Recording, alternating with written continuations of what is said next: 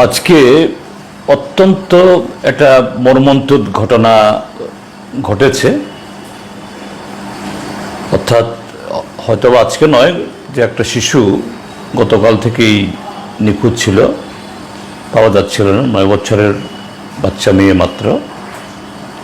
আজকে অনেক খোঁজাখুঁজি করার পর স্থানীয় জনগণ বাড়ির পাশেই একটা জায়গায় ওর প্রাণহীন দেহ পাওয়া গেছে। আমি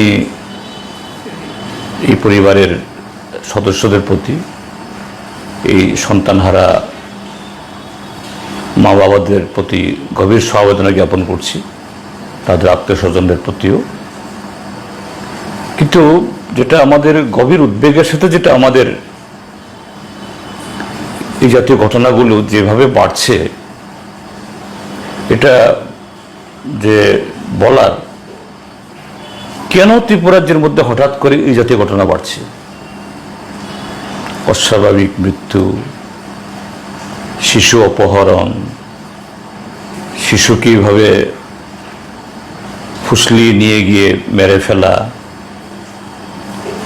শুধু শিশু কেন, কিশোর কিশোরী প্রাপ্তবয়স্কদের ক্ষেত্রে হচ্ছে, এবং সংখ্যা উত্তরোত্তরভাবে বাড়ছে। তার কারণ হলো সমাজের অস্থিরতা। গত 7.5 বছর ধরে রাজ্যে কর্মসংস্থানের কোনো দিশা নেই।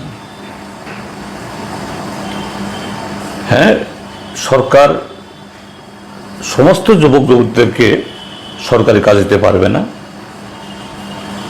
বা অন্যভাবে রোজগার দিতে পারবে না, নিশ্চিত সেরকম ভাবে। কিন্তু সরকার তার ক্ষমতার মধ্যে যেটা আছে, এই সরকার এসে তো নতুন করে একটা নতুন পদ তারা সৃষ্টি করেনি, একটা নতুন ডিপার্টমেন্ট তারা খুলেনি। যে পোস্ট অতীতেরই ছিল বামফ্রন্ট সরকার সময়ের, এখন বয়স হয়ে গিয়ে রিটায়ারমেন্টে চলে গেছেন বিশাল সংখ্যক শিক্ষক কর্মচারী এবং বিভিন্ন শ্রেণীর এই বিভিন্ন দপ্তরের সরকারি কর্মচারী। 10,323 জন শিক্ষক দুর্ভাগ্যবশত এটা আদালতের রায়ে তাদের চাকরি গেছে, এবং সরকারের দেওয়া তথ্য অনুসারেই এখনো 23-24টি দপ্তরের কোনো তথ্য সরকার দেয়নি। এতেই প্রায় 52-53 হাজার শূন্যপদ, এবং প্রতি বছর এইভাবে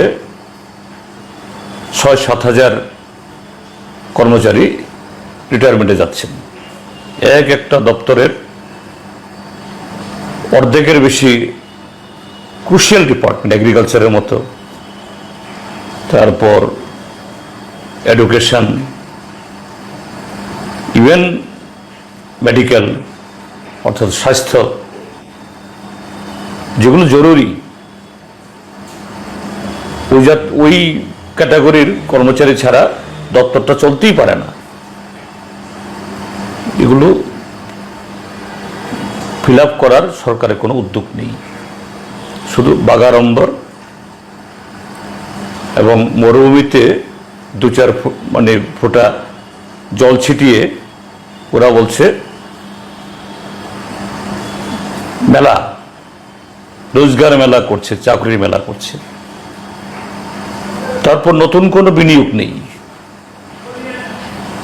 শুধু প্রোপাগান্ডা, ফ্ল্যাক্স, পোস্টার।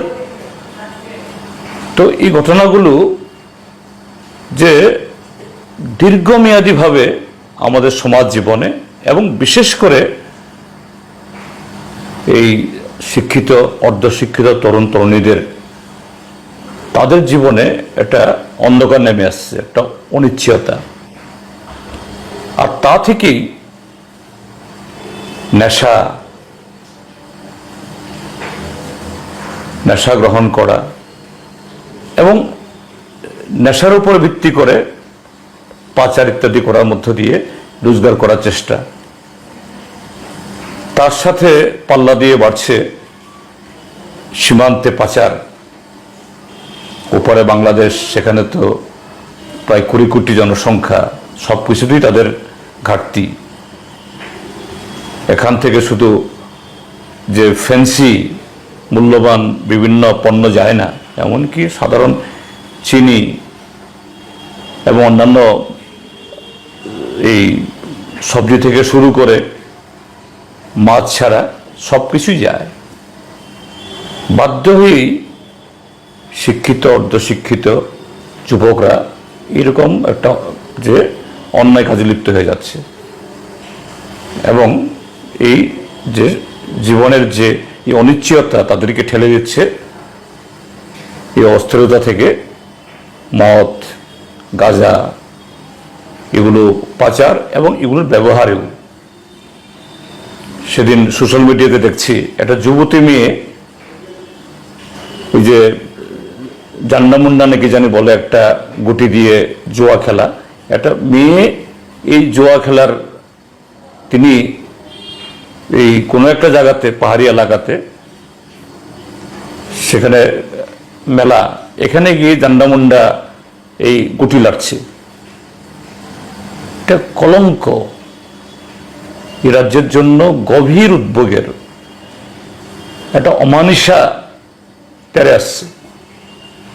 তার উপরে মশলা হাতে নয় চামচে তুলুন। লংতরাই গুঁড়ো মশলার প্রতিটি 250 গ্রাম প্যাকেটের সাথে 1টি চামচ ফ্রি। লংতরাই গুঁড়ো মশলা, রান্নায় তোমাকে চাই।